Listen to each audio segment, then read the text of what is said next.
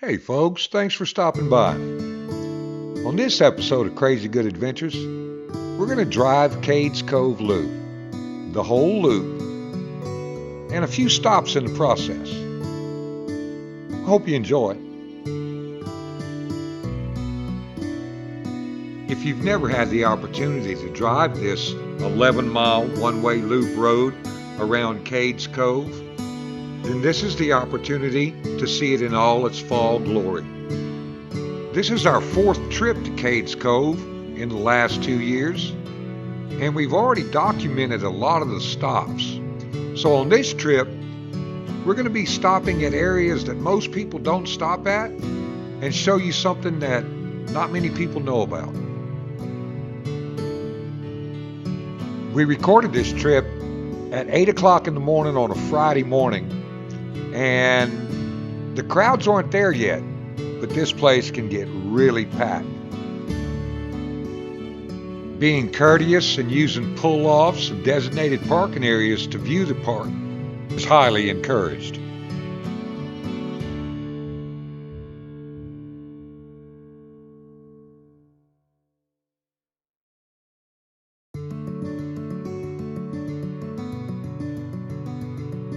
There are two cutoff roads you can use to shorten a trip. This is the first one. It's only about a mile in.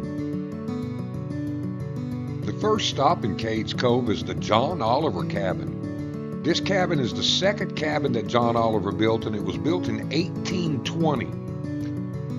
John Oliver, his wife Lucretia, and their daughter Polly lived in this cabin.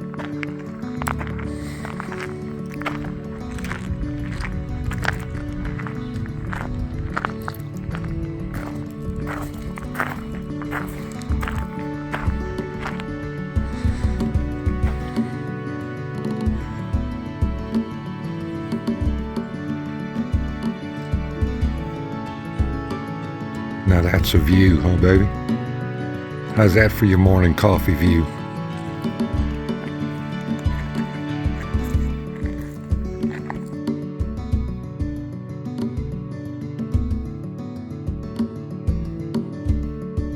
Although the Olivers were the first permanent European-American settlers, Cherokee people had lived in the area for thousands of years. The Cherokee were present at the time of the Olivers' arrival and had an active settlement. According to Lucretia Oliver, the family survived their first winter only because of the generosity of the Cherokee, who provided them with food. The Cove was different in 1818 from how it looks today. When the Olivers arrived, it had not yet been extensively cleared for agriculture and was densely forested, except for the west end of the Cove, which was swampland. The Olivers decided to settle on the drier east end of the Cove. Driving through the Cove today offers an opportunity to see many types of native wildlife, including white-tailed deer, wild turkey. There's an occasional fox or a wolf, and of course, the North American black bear. We didn't see any bear this morning, but there are lots of opportunities.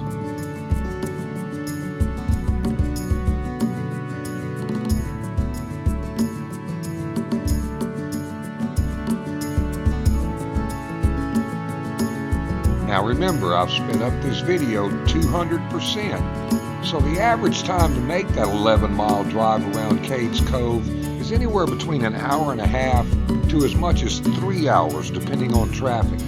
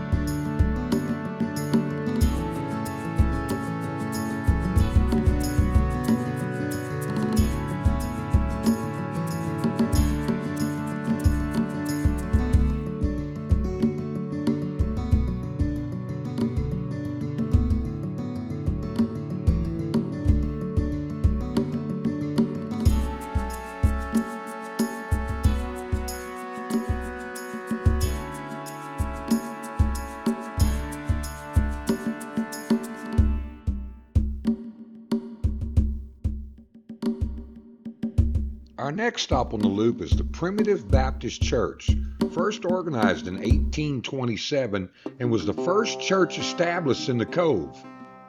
Originally, the church was a branch of Ware's Cove Church of Sevier County and was known as the Cade's Cove arm of Ware's Cove Church. Initially, the church had no permanent structure for meetings since it was the first church established in the Cove.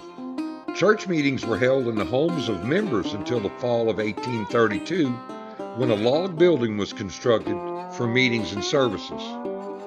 Shortly after, disagreement among members caused a split in the church. In 1839, 13 members left to start the Missionary Baptist Church due to disagreement over foreign mission work. To reflect the difference in opinion, Cade's Cove Baptist Church assumed the name Primitive Baptist Church in 1841 and has gone by that name since. The churches of Cade's Cove were not isolated in this conflict. Baptist churches all over the South were divided on the issue of mission work in the early 19th century. In 1887, after the split, members of Primitive Baptist Church constructed the classic white frame building you see today to replace the original log meeting house.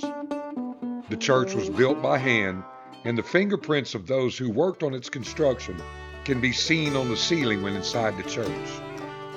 The church was a vital part of life for many residents, but during the Civil War, life in the Cove changed dramatically.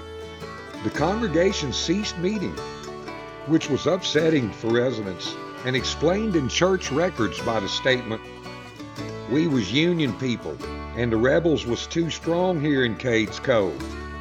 In the cemetery behind Primitive Baptist Church, you can find the grave of Russell Gregory, who was murdered by Confederate soldiers from North Carolina.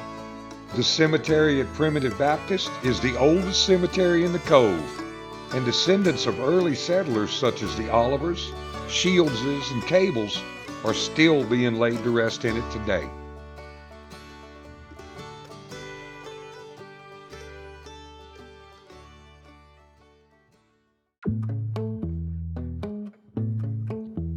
Let's just sit back and enjoy some of this beautiful scenery in Cade's Cove.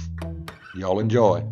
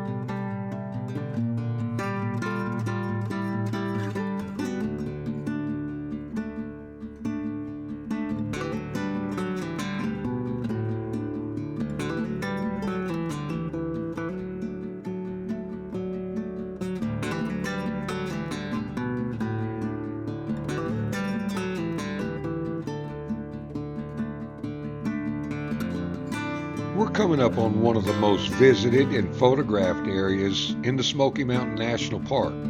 This is the Cade's Cove Overlook. Lots of parking here, but this place gets packed. And the views are just amazing.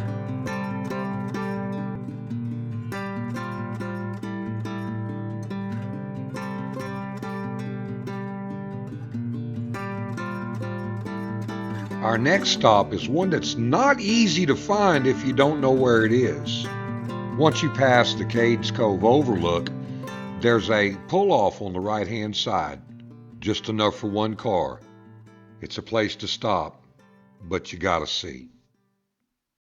Some call it the Freedom Tree, some call it the Pearl Harbor Tree, but it was planted by Gorman Myers on his farm on December 7th, 1941.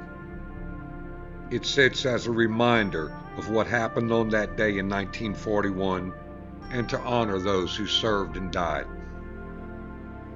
Mr. Myers died of a heart attack in 1945, and in the 70s his son Bernard used a chain to attach a metal tag to the tree that reads, "Goldman Myers transplanted this tree, December 7th, 1941.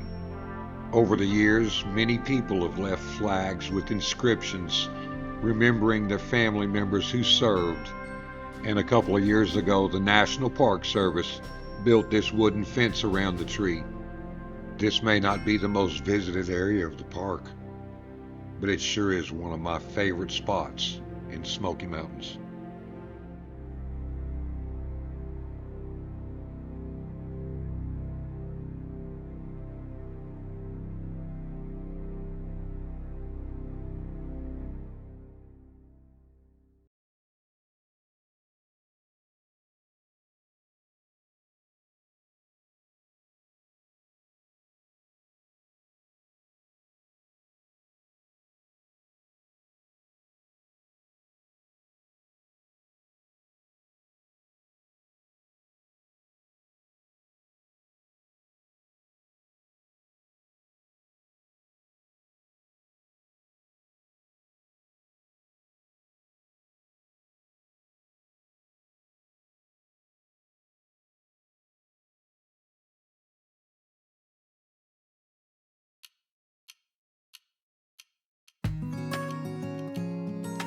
After spending some time at the tree, we moved on to see what else Cade's Cove had to offer.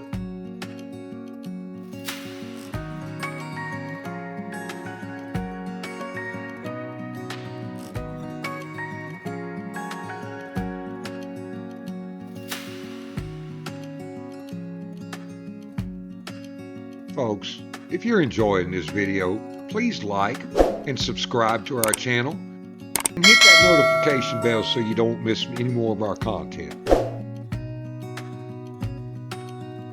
Like I said earlier, there's a lot of wildlife in Cade's Cove, and this person just stopped in the middle of the road because he thought he saw a deer.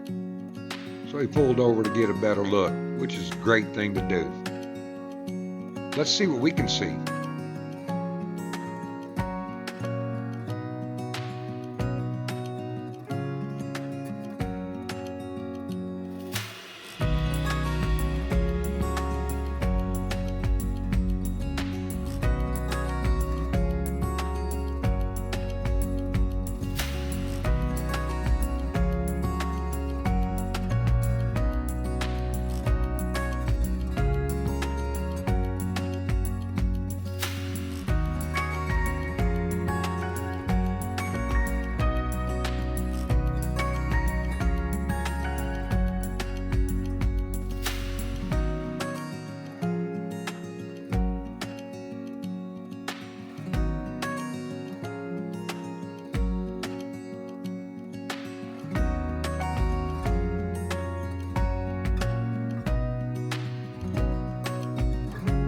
Looks like a photographer has spotted a flock of wild turkey.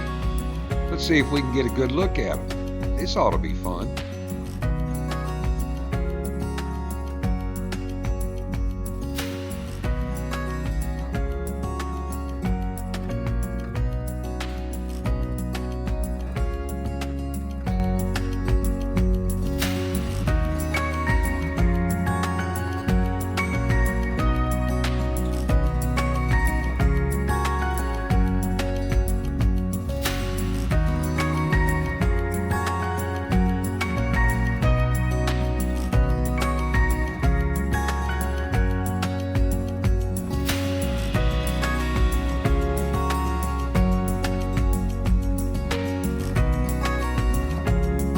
look at here.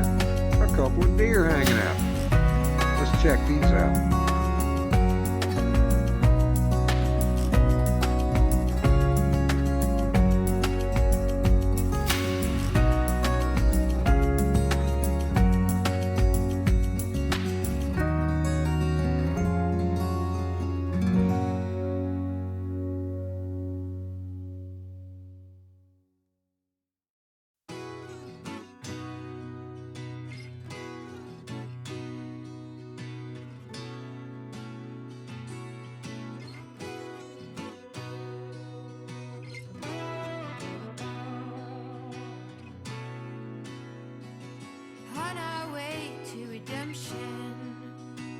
I forgot to mention that I have a strong urge, a thirst for the word. Inside daydreams, I can see past the caravans. One of the stops we wanted to make today got canceled due to recent wildfires on Hannah Mountain. One of the most popular waterfall hikes in the Smokies is Abram Falls. You take this exit right here. It's a 5-mile round trip to the falls. We read that the trail was closed. Maybe next time.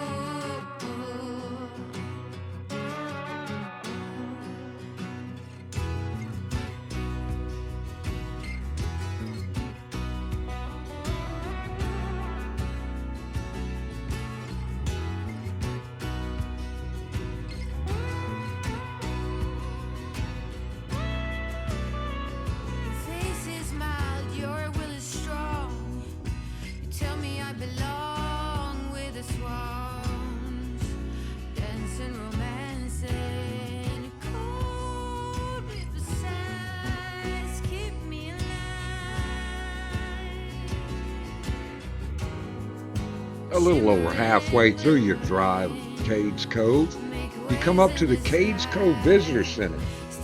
They have seasonal ranger-led programs, indoor and outdoor exhibits of southern mountain life and culture, a functioning grist mill, and the Becky Cable House. Also at this exit is Parsons Branch Road, which leads through Cade's Cove to Highway 129, which is known as the Tail of the Dragon. It was closed because of the wildfire too.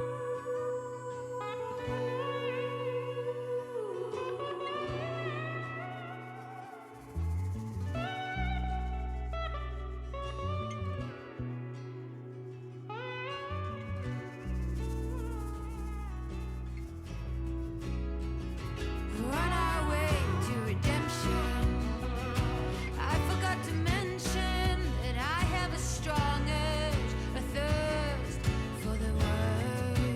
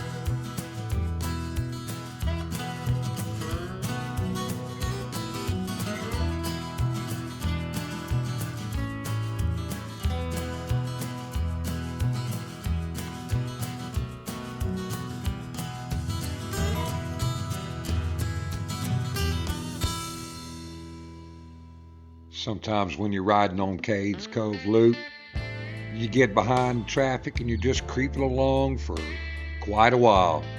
So best thing to do is just kick back and look at the scenery.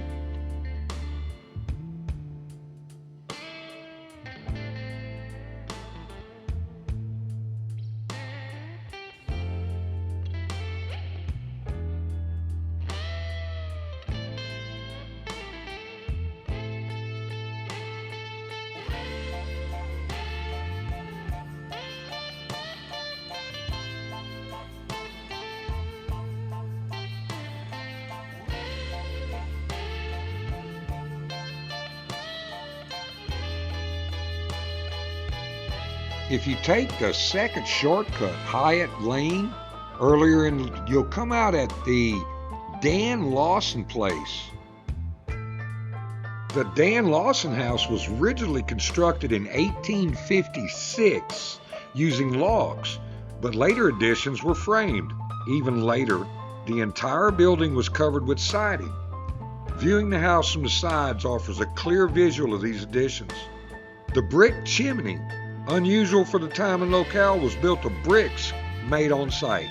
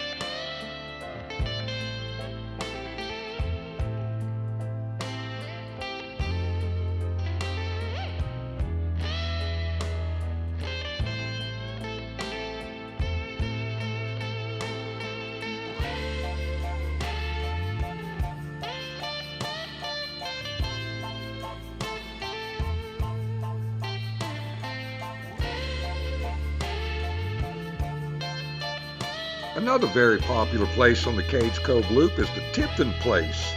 It was owned by Fightin' Billy Tipton, a Revolutionary War veteran who acquired a large land parcel in the area in the 1820s. It features a two-story cabin, a blacksmith shop, a bee apiary, a corn crib, a smokehouse, and a cantilever barn. We've already been here on one of our last videos, so we didn't stop this time.